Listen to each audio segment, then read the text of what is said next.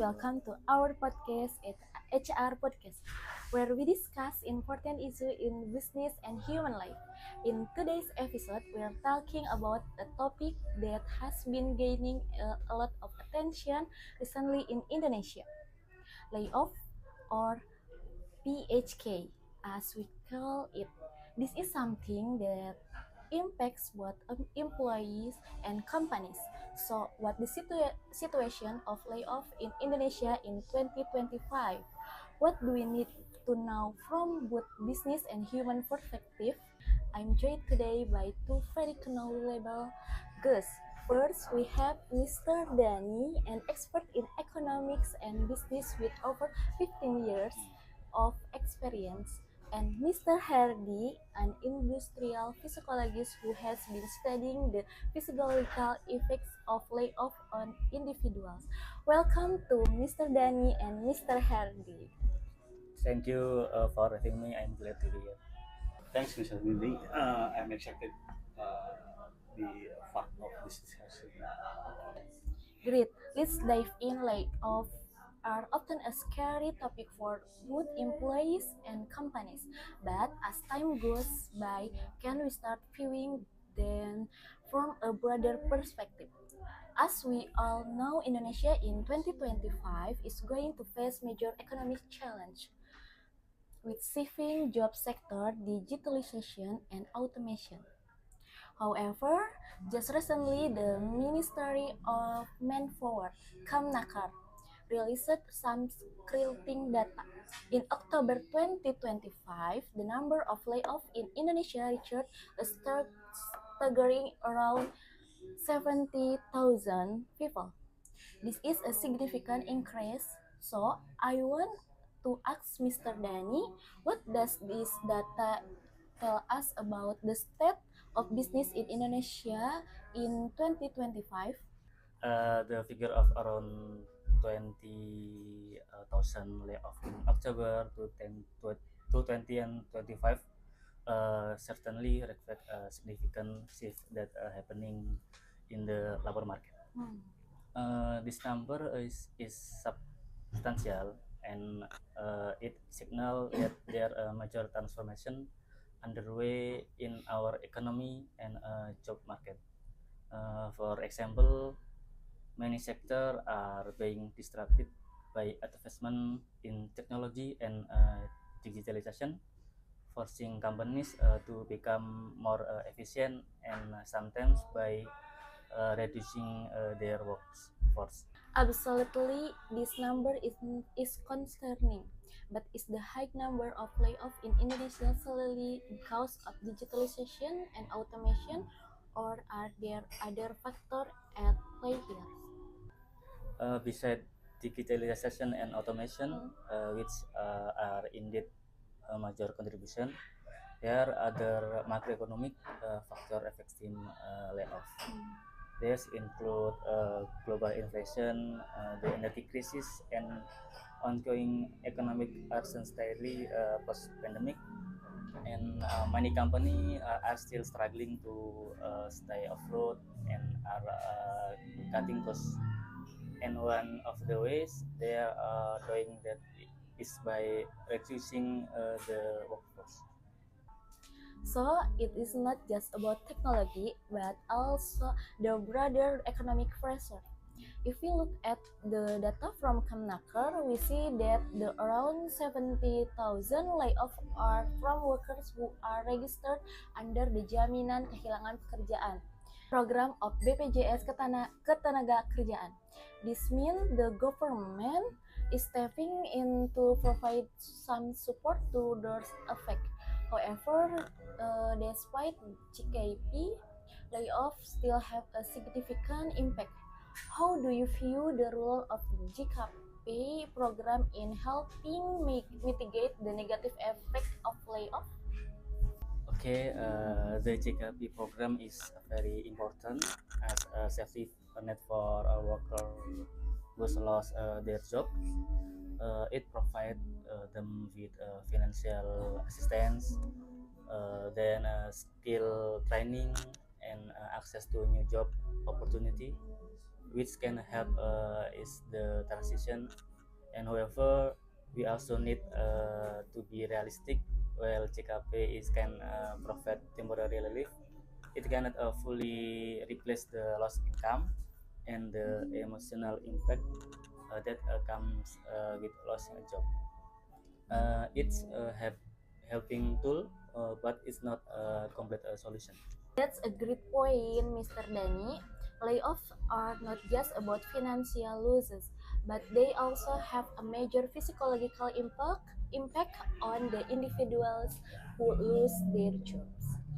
Okay, Mr. Herdy, can you elaborate on the physiological effects of layoff on individuals, especially when we are talking about such a high number of people being affected? Okay, thank you, Miss Andini. Yes, around 70,000 layoffs in October 2025 are not just a number. They represent real people whose lives are dramatically affected. Gitu. Losing a job is incredible stressful. Not just because of the loss of income, but because it uh, creates a sense of uncertainty about the future. Many people feel a loss of identity, especially if they have been with the same company for a long time.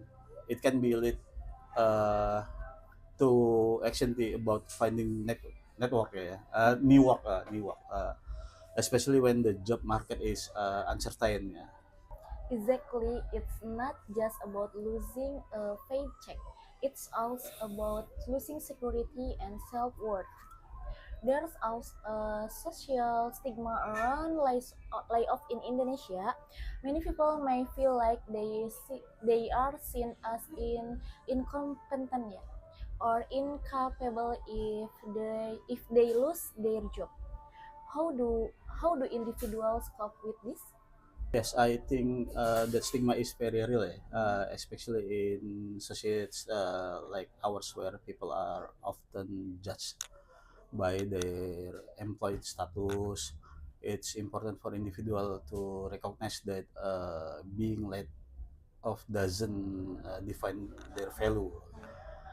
There are many factors beyond personal competence that contribute to layoffs. One of the first steps in recovery is acknowledging that emotional response. Whether it's greed, anger, or anxiety, seeking support from friend, family, or even a professional can make a huge difference in how one copes with this emotion. That's really valuable advice. Now, in light of this challenge, what can work of individuals affect by layoff do to remain relevant in an ever-changing job market? That's really valuable advice. Now, in light of this challenge, what can workers or individuals affected by layoff do to remain relevant in an ever-changing job market? Mr. Dani, do you have any tips for them?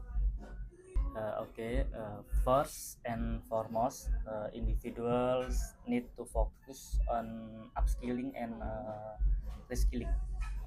The job market in this year is very different, and skill related to technology, digital tools, and data analysis are in high demand.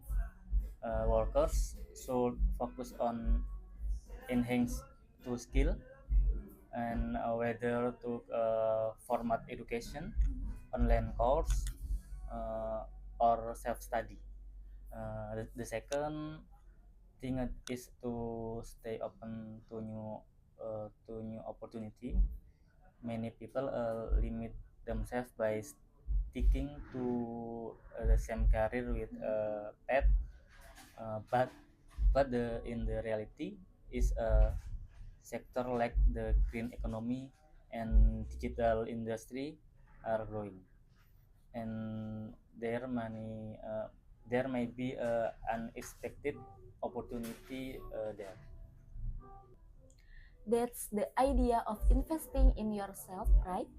Exactly. It's all about investing in your own future, and a big part of staying competitive in building a strong professional work, uh, maybe LinkedIn or a professional event and online community can be a place to connect and find a new opportunity. That's great advice. And for those struggling with the physiological impact of layoff, Mr. Hardy, do you have any tips on how they can start recovering and stay positive? It's important for people to remember that stress and anxiety are natural response to such a significant life change, but they don't have to let those feelings take over. They can start by accepting the situation, seeking support, and focusing on things they can control, like learning new skill or looking for new opportunities. Uh, Engaging in physical activities like exercise or joining social groups can also help with stress help with stress management. Thank you so much for these insightful talks, Mr. Dani and Mr. Hardy. Thank you, Miss Andin. I hope it was helpful. Thank you, Miss Andini. I hope everyone find the courage to bounce back stronger. The increasing number of layoffs in 2025 is indeed a serious challenge, both from an economic and physiological standpoint. However, with the right preparation, whether is upskilling or seeking, individuals can better navigate this change. We hope today this discussion has helped provide some clarity on layoff and their impact. Thank you for thank you to everyone listening, and we will see you in the next episode. Thanks again, and goodbye everyone. Bye bye.